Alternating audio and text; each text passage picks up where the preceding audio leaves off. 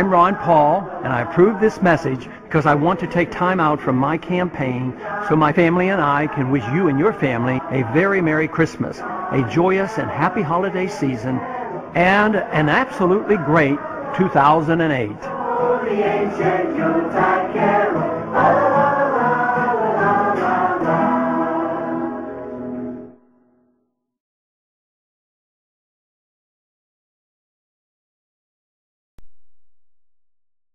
I'm Rand Paul. My father taught me the value of commitment to faith, family, and our Constitution.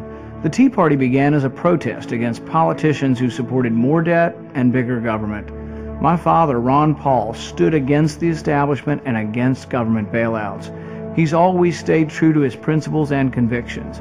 He won't falter, he won't bend, and he will restore what made America great. Merry Christmas, and God bless America. I'm Ron Paul, and I approve this message.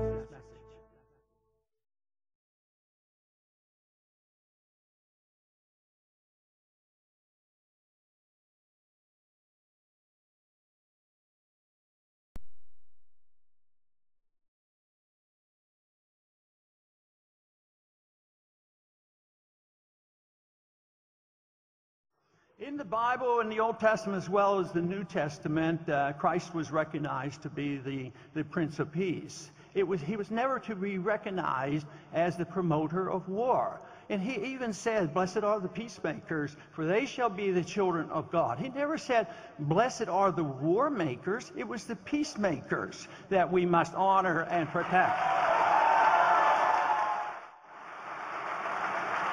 Christ was very, very clear on how we should treat our enemies, and some days I think we quite frequently forget about that. Early in the history of Christianity, they struggled with the issue of war and peace because Christ taught about peace. Did that mean Christ was advocating pacifism? The early church struggled with this and came to the conclusion, at least in those early years, that Christ was not a pacifist, but he was not a war promoter. And this is when they came up with the just war principles, saying, yes, war could be necessary, but only under dire circumstances, and it should be done with great caution. All other efforts should be exhausted before we go to war, and always under the proper authority. And today, I think the proper authority is not the UN or the NATO forces that take us to war. Great dreams by Isaiah in the Old Testament about the time that would come when the swords would be bent into plowshares and spears into pruning forks. The dream of ending the wars and to the point where peace is prosperous. And I have come to a strong conviction that one of the most greatest threats to the family is war. It undermines the family.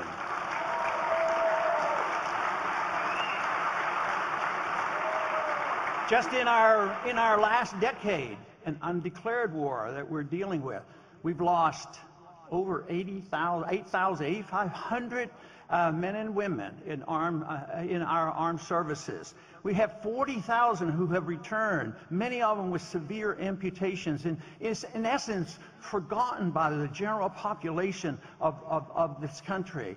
We have literally hundreds of thousands begging and pleading for help. I talked to a young man the other day, and he was telling me about losing all his buddies and his frustration with the war and not having a goal to winning the war and not knowing what it would end. And yet, his conclusion was, almost in tears, he said to me, he says, "I lost my buddies over there, but now I'm losing many of them to suicide." And when you think of this, of what the consequences of war, the death and destruction, what does it do to the families? What does it do to the husbands and the wives and the mothers and the daughters who have to deal with these problems? So yes, it is very, very damaging. War costs a lot of money and causes a lot of poverty. Poverty and the economic crisis in this country is undermining the family. But $4 trillion of debt has been added in the last 10 years to fight a war that seems to have no end. Wars generally lead to inflation, the destruction of money. We don't honor the biblical principles of honest money. We invite this idea that we can spend endlessly and we can print the money, and literally it undermines the family and undermines the economic system. When you lose a job, it's harder to keep the family together. Divorce rates are very, very high among the military because these young men are being sent back 2 and 3 and 4 times. And there was one story told me to about a little boy. He was 10 years old, and his dad was getting ready to go back again. He was screaming, "I hate you, Daddy. I hate you, Daddy," because he was leaving him. So this is why in the early church they talked about being very careful about going into war, and also to be thinking about the admonition that peace is far superior to war. That should be our goal.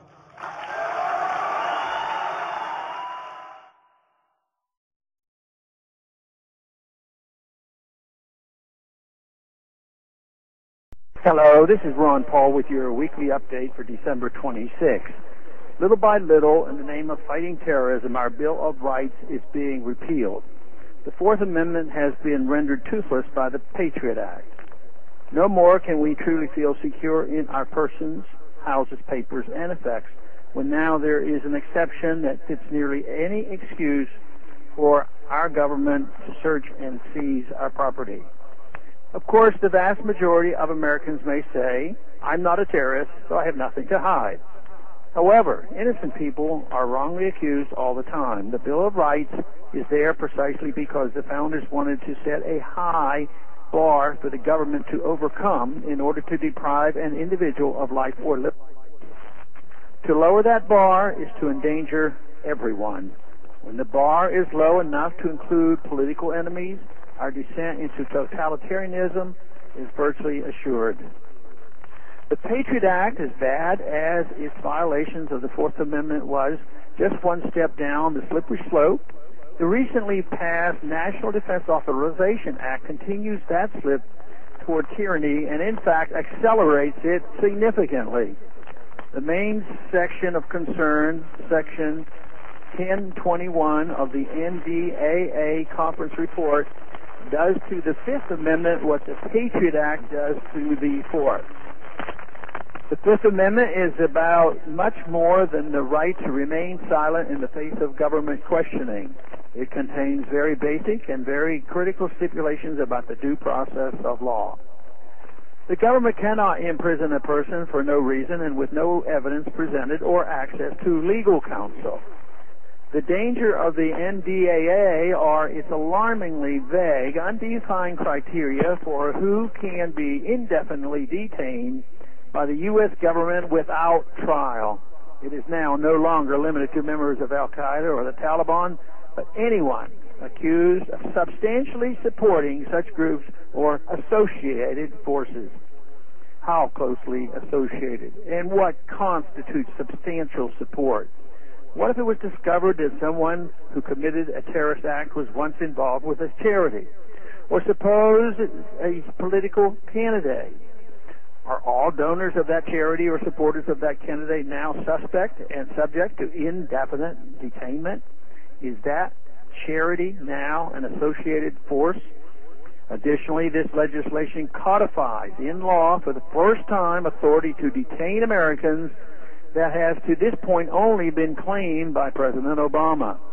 According to subsection E of section 1021, quote, "Nothing in this section shall be construed to affect existing laws or authorities relating to the detention of United States citizens, lawful residents, aliens of the United States, or any other persons who are captured or arrested in the United States," close quote.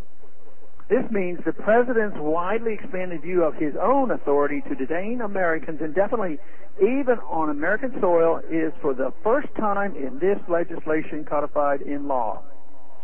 That should chill all of us to our cores. The Bill of Rights has no exceptions for really bad people or terrorists or even non-citizens. It is a key check on government power against any person. That is not a weakness in our legal system. It is the very strength of our legal system. The NDAA attempts to justify abridging the Bill of Rights on the theory that rights are suspended in a time of war and the entire United States is a battlefield in the war on terror. This is a very dangerous development indeed. Beware. Thanks for calling this update. A new update is placed on this number, 888-322-1414, every Monday. The written text can be found on my website, www.house.gov/Paul. Thanks for calling.